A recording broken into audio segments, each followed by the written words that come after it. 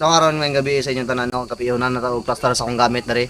Kani akong gamit din nadala na ako duyan, akong backpack, siyempre akong tubig nadala na ako diri. Ari, nakita na kan. So karon wala ko balo kung sa may tabo sa dito karon magpahatod ko sa akong igsuon. Si Isidro pahatod ko dito sa spot nga kung asa ari sa pahatod ko karon siya. Hi guys! Mapahatod Hi, ko my siya name karon. is Idro. Mapahatod ko siya karon dito para safety ko makaabot dito. Sa pag-abot ako sa spot, is ako na lang isabilin dito, wala na ko'y kuan. So iampo na lang jud nako karon nga gabi na makalagpas taman ko ugma kay siyempre danger zone o critical area kaning ako adto ano. So unta guys maka nagpost ko diri. So tara. Wala ko kabalo kung saan ka paabot sa kwadto. Pero I hope karang view na is okay lang ko dito. So ara guys, pila ka minuto na mong binatasay padulong diri sa spot is nakaabot na dumi. So ako igsuon, uli na pod siya. Mag-uli siya kay habang gastorya ko diri na dunggan akong igsuon sa palibot. Wa po ko kabalo kung unsa to. Ug unsa yang nadungog. Sa trabaho nugma. So ako na pod is mabilin diri. So makita din ako diri nga kuan. Makita din niyo diri nga akong spot nga ginatambayan is ngit-ngit. Sumi kulba-kulba po diri ng side pod pero sige lang. Hadlock sa gamay ba kay ngit-ngit kayo kung sa mga kahoy, badag ko kay mga kahoy. So ako mag-survive na lang po ko rin 2 days na tubig lang atong inumon matay kaon-kaon. So karing nga spot is kulba po ko gamay wa kabalo kung sinaan diri. So unta okay lang ko diri sa sulod sa duha ka adlaw. So mo babay na pud akong igsuon dai muli na siya. Kaya ako muuli na ko kay murag na hadlock na jud ko jud. Kay gapanimbaw ta ko malahibo ba kay. Oh! Lahibo na ako tindog ang ang lang lahibo. akong kan karon kay magtaad po ko duyan karon. Sige. Dai guys, magtaon ako duyan karon para makaplastar ako makapahuway ko. Wa ko balo karong oras kung sa may tabo sa kuha habang kataog kog duyan diri. Ay kapanuog sa kuha pero wala na ako ginapansin ug napadayon Japon ko hantod sa moment. Karing oras sa samtang naglingkod ko nikalit lag ulan.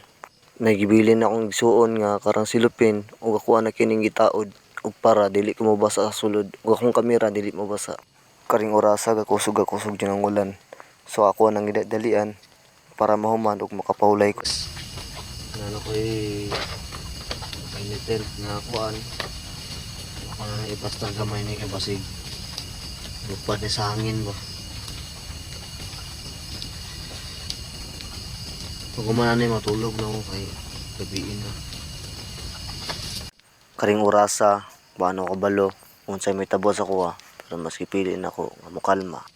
Kay mas ginahuna pa nako ang part nga makasurvive ko in 2 days karing lugar nga walay nahitabo sa kuha.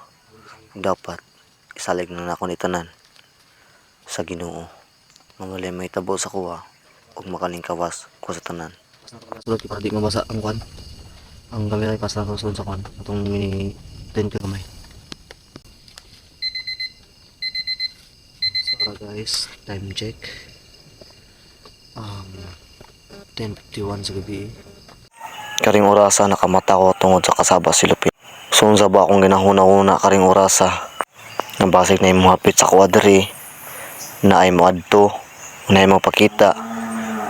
Una abay panghadlok sa kuha pero wag na lang ako gipansin kay karing nga part murag naa jud ni kalusko sa pikas so wala na lang po na ako gipansin ang focus ng lampog ko nga makalingkawas ko ug unta karing orasa i-guide ko sa Ginoo nga malagpasan ako tanan ni ug para safety ko makauli sa mua. So mas gipili pa na ako matulog kaysa una-unaon ng mga negative.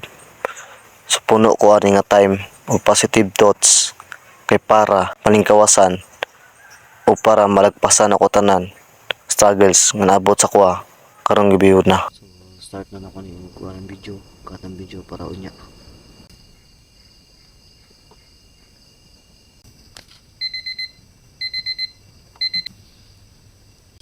Check guys.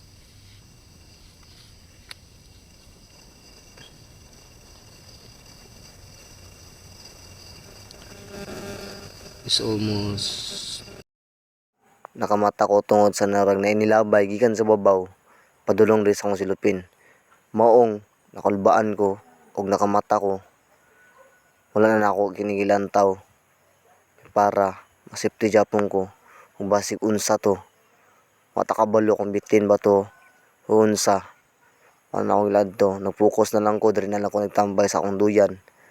Kung para dili ko maunsa ug unsa man to nahulog gikan sa babaw. Karing orasa dagan sa akong una-una. Pero mas gipili japon ako, nagpahabiling positive japon ko karong orasa. Ug wala na ko laing una-una kung dili makasurvive. Karon na puno na ko puno na ko og kaguol. Pero mas gipili japon ako ang mosalig sa Ginoo para makalingkawas ko karing dapita ug para makauli kong hapsay. Mas gipili na lang ako matulog kaysa mopadala sa kahadlok.